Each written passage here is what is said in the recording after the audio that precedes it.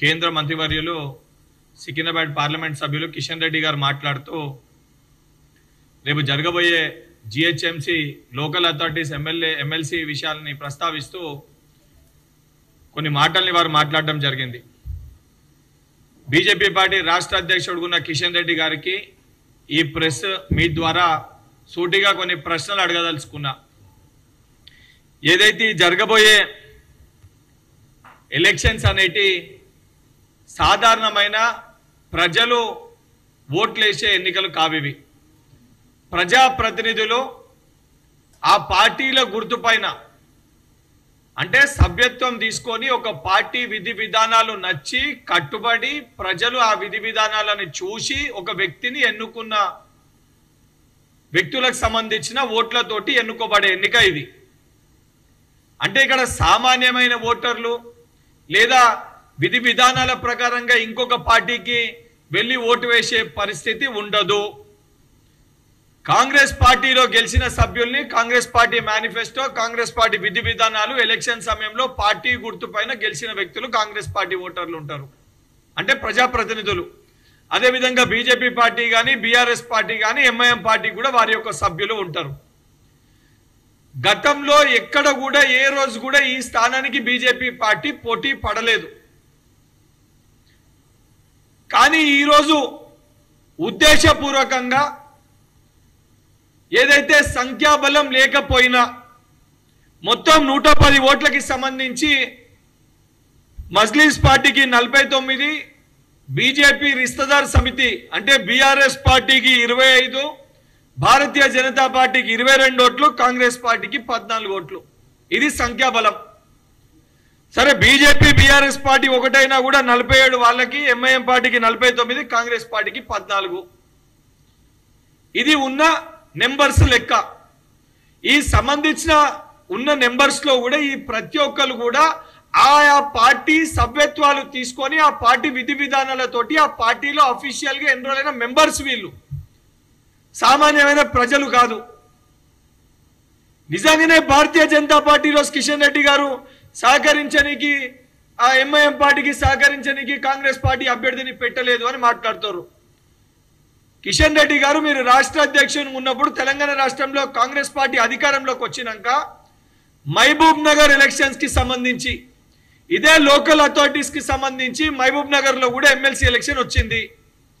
మరి ఆ MLC election లో దాదాపు మీకు 100కి పైచిలకు లోకల్ అథారిటీస్ లో మీకు ఓటర్స్ ఉండే. ఆ రోజు ఉన్న చోట మీరు ఎందుకు క్యాండిడేట్ ని పెట్టలేదు? మరి ఆ రోజు మీరు అక్కడ బీఆర్ఎస్ పార్టీని గెలిపించడానికి మీరు పెట్టలేదా? లేదా లోపాయిక ఒప్పందాలు చేసుకొని మీరు పెట్టలేదా? ముందు దాని గురించి తెలంగాణ ప్రజలకి ఒక రాష్ట్ర అధ్యక్షునిగా అది కూడా మీ పరిధిలో వచ్చిన ఒక నిర్ణయము, మీరు తీసుకున్న ఒక నిర్ణయమే. మరి ఆ రోజు మీరు పెట్టలేదంటే బీఆర్ఎస్ పార్టీని గెలిపించడానికి మీరు పెట్టినట్టు చాలా స్పష్టంగా కనబడుతుంది. ఎందుకంటే ఆ ఎలక్షన్స్ లో 652 ఓట్లు కాంగ్రెస్ కి పోలైతే 763 ఓట్లు బీఆర్ఎస్ కి పోలైనాయి. బీఆర్ఎస్ పార్టీ కాంగ్రెస్ పార్టీ పైన గెలిచిన తేడా 111 ఓట్లు. అక్కడ భారతీయ జనతా పార్టీకి ఉన్న ఓట్లు 114 ఓట్లు. అంటే అక్కడ ఉన్న ఓటర్లన్నీ కూడా మీ ఓట్స్ అన్నింటినీ కూడా బీఆర్ఎస్ పార్టీకి ఓటేసి గెలిపించినట్టు లెక్కలు చెప్తున్నాయి. లెక్కల ప్రకారంగా చాలా స్పష్టంగా లెక్కలు చూస్తే అక్కడ బీఆర్ఎస్ పార్టీని గెలిపించడానికి బీజేపీ పార్టీకి సంబంధించిన సభ్యులు ఆడ బీఆర్ఎస్ పార్టీకి ఓటేసారు కాబట్టి ఎన్నికల్లో బీఆర్ఎస్ పార్టీ గెలిచినట్టు చాలా స్పష్టంగా లెక్కల ప్రకారంగా చూస్తే కనబడుతుంది. నిజంగా మీకు చిత్తశుద్ధి ఉంటే ఈరోజు 22 ఓట్లతోటి 110 ఓట్లలో 22 ఓట్లు మీకున్నాయి. ఏ కోణాన చూసుకున్నా కూడా మీకు గెలిచే ఒక అవకాశం లేదు. ఈరోజు మీరు ఉద్దేశపూర్వకంగా రెచ్చగొట్టి రాజకీయ లబ్ధి పొందుదామని చెప్పి ఒక హై లెవెల్ పొలిటికల్ డ్రామా ఆడే ప్రయత్నము ఇక్కడున్న మీరు కానీ, మీ ఎంపీలు కానీ, మీ పార్టీ సభ్యులు చేస్తున్నారు. ఈరోజు నిజంగా మీకు చిత్తశుద్ధి ఉంటే ఇదే బీజేపీ పార్టీ సంబంధించి లాస్ట్ టైం జిహెచ్ఎంసీ ఎలక్షన్స్ లో ఎవరినైతే ఈరోజు మీరు కార్పొరేటర్లని మాకు ఓట్ వేయాలని చెప్పి మీరు అందరూ కార్పొరేటర్లను అడుగుతుర్రో ఏదైతే డ్రామా మీరు ఆడుతుర్రో ప్రజలు కూడా మిమ్మల్ని కొన్ని ప్రశ్నలు వేస్తుండ్రు. జిహెచ్ఎంసీ ఎలక్షన్స్ కి సంబంధించి మీ మేనిఫెస్టో 2020లో జిహెచ్ఎంసీకి సంబంధించి ఇది మీరు ఇచ్చిన ఒక ప్రజలకు మీరు ఇచ్చిన ఒక మేనిఫెస్టో. ఈ మేనిఫెస్టోలో చాలా స్పష్టంగా మాకు అధిక సీట్లు ఈ మేనిఫెస్టోని చూసి ఏదైతే 2016లో టిఆర్ఎస్ పార్టీకి ఇదే జిహెచ్ఎంసీల 99 సీట్లు ఇచ్చిర్రు, దాని తర్వాత ఎంఐఎంకి 44 ఇచ్చిర్రు, బీజేపీకి 4 ఇచ్చిర్రు, కాంగ్రెస్కి 2, టీడీపీకి 1. తర్వాత మీరు మెగా మేనిఫెస్టో జిహెచ్ఎంసీలో ఈ మేనిఫెస్టోని తెచ్చి జిహెచ్ఎంసీలో మాకు అధిక సీట్లు గెలిపిస్తే ఇవన్నిటిని ఇంప్లిమెంట్ చేస్తామని చెప్పి మీరు కొన్ని ప్రామిసెస్ చేశారు. ఆ ప్రామిసెస్ లో అతి ముఖ్యమైనది ఆ రోజు రాష్ట్ర అధ్యక్షునికి ఉన్న కేంద్ర మంత్రికి ఉన్న గుండు సంజయ్ మాట్లాడుతూ వరదలో నష్టమైన ప్రతి ఒక్కరికి కూడా 25,000 రూపాయల సాయం మేము కేంద్రంకి వెళ్ళి చేస్తాము అని చెప్పి మీరు మాట ఇచ్చారు.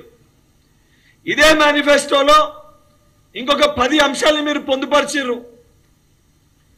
Musi river front development, gyms ని స్విమ్మింగ్ పూల్స్ ని కట్టిస్తాము, ఏ డివిజన్ లో మాకు గెలిపిస్తారో ప్రతి డివిజన్ కి 4 శ్మశాన వాటికల్ని కట్టిస్తాము, ఓల్డ్ సిటీకి స్పెషల్ ప్యాకేజ్ ఇస్తాము, దానితో పాటు స్ట్రీట్ వెండర్స్ అందరికీ హెల్త్ ఇన్సూరెన్స్ కడతాము, ఆటో డ్రైవర్లకి 7,000 రూపాయల సంవత్సరానికి ఆర్థిక సాయం చేస్తాము, 0 లోన్స్ ఇస్తాము, స్ట్రీట్ వెండర్స్ కి 1,00,000 ఇల్లు కట్టిస్తాము, ఏదైతే 100 యూనిట్ల ఫ్రీ కరెంట్ ఇస్తాము, మెట్రో కారిడోర్ ఇస్తాము, ప్రతి జంక్షన్ లో కూడా ఫ్లైఓవర్ కట్టిస్తామని చెప్పి ఇట్లా సుమారు ఒక 50 నుంచి 70 హామీలు ఇచ్చిర్రు ఇలా మీ మేనిఫెస్టోలో. ఈ ఏ ఒక్క అంశాన్ని కూడా కిషన్ రెడ్డి గారు మీరు ఇక అయితే ఇదే సికింద్రాబాద్కి వెళ్ళి మీరు ప్రాతినిధ్యం వహిస్తున్నారు.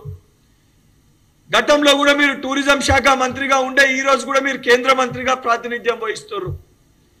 మరి నువ్వు ప్రాతినిధ్యం వహించే సికింద్రాబాద్ పార్లమెంట్ కి ఎన్ని నిధులు తీసుకొచ్చినావు, మరి ఎన్ని జంక్షన్లలో ఫ్లైఓవర్లు కట్టించినావు, మరి మేము ఇచ్చే ఉచిత కరెంట్ కి కేంద్రంకి వెళ్ళి ఎన్ని నిధులు తీసుకొచ్చినావు, మూసి పునర్జీవానికి ఎన్ని నిధులు తీసుకొచ్చినావు, లేదా మెట్రో కారిడోర్ ఎక్స్పాన్షన్ కి సెంట్రల్ కి వెళ్ళి ఎన్ని ఫండ్స్ తీసుకొచ్చినావు, దానిపైన చెప్పాల్సిన బాధ్యత మీ పైన ఉంటది.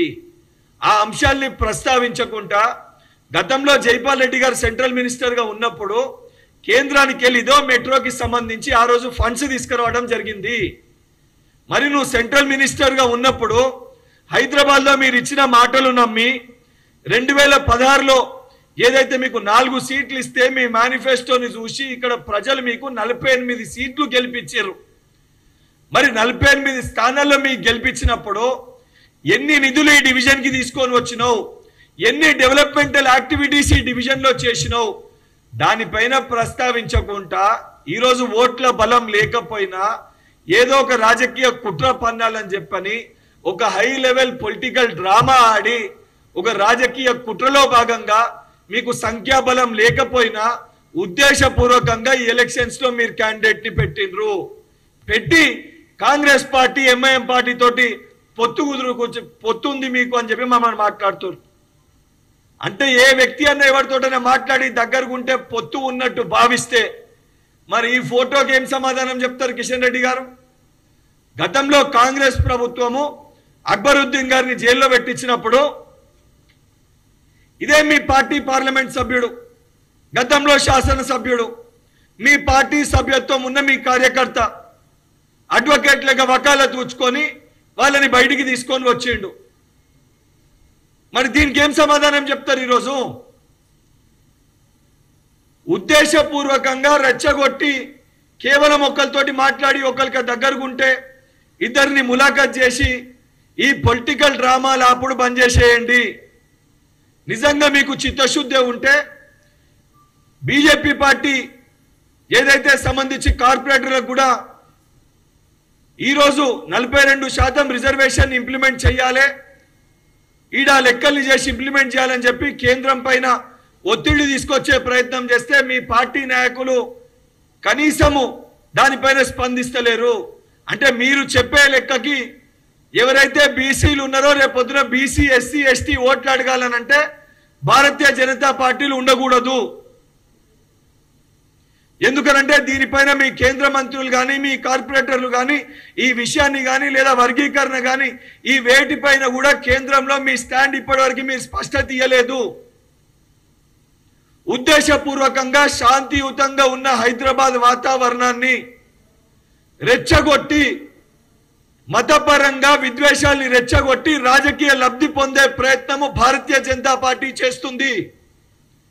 నిజంగా మీకు చిత్తశుద్ధి ఉంటే 11 ఏళ్లుగా మీరు కేంద్రంలో అధికారంలో ఉండి హైదరాబాద్ నగరానికి డెవలప్మెంట్కి మీరు ఏం యాక్టివిటీస్ చేపట్టిరో చెప్పాల్సిన బాధ్యత మీపైన ఉంది. ఈరోజు అనేక సంవత్సరాలు మీరు శాసనసభ్యునిగా ఇదే అంబర్పేట నియోజకవర్గానికి ప్రాతినిధ్యం వహించిన మీరు ప్రతి మేనిఫెస్టోలో కూడా మూసి పునర్జీవనం చేస్తామని పెట్టిన మీరు మా ప్రభుత్వం అధికారంలోకి వచ్చినాక మేము చేసే ప్రయత్నం చేస్తే ఏ రోజు గుర్తుకు రాని ఈ ప్రజల దగ్గరికి ఒక దొంగ నాటకాలు ఆడి సాక్స్లు వేసుకొని పోయి ఒక రోజు నిద్ర చేసిన ఒక చరిత్ర కిస్మత్ రెడ్డి గారు, అది మీ చరిత్ర. ఈరోజు ఈ పొలిటికల్ డ్రామాలు మాట్లాడడం బంద్ చేసి ప్రజలకి మీరు చేసిన డెవలప్మెంట్ యాక్టివిటీస్ పైన చర్చ పెట్టాలి. అట్లా కాకుండా ఇటువంటి యొక్క డ్రామాలను ఆడితే తెలంగాణ ప్రజలు, హైదరాబాద్ ప్రజలు మీరు చెప్పే మాటలకి, మీరు చెప్పే అబద్ధాలకి, మీరు చేసే డ్రామాలకి ఎవరు కూడా మిమ్మల్ని రేపు పొద్దున కనీసము మీరు ఏదైతే రాజకీయ కుట్రతోటి ఏదైతే మాకు లాభం చేకూరుతుంది దీన్ని మేము వాడుకోవచ్చని మీరు ఆలోచించి ఈ స్టంట్ ప్లే చేస్తుర్రో, మీకున్న సంఖ్యాబలం అన్నా మీ ఓట్లు పడతాయా పడయా ముందు దాన్ని చూసుకోండి.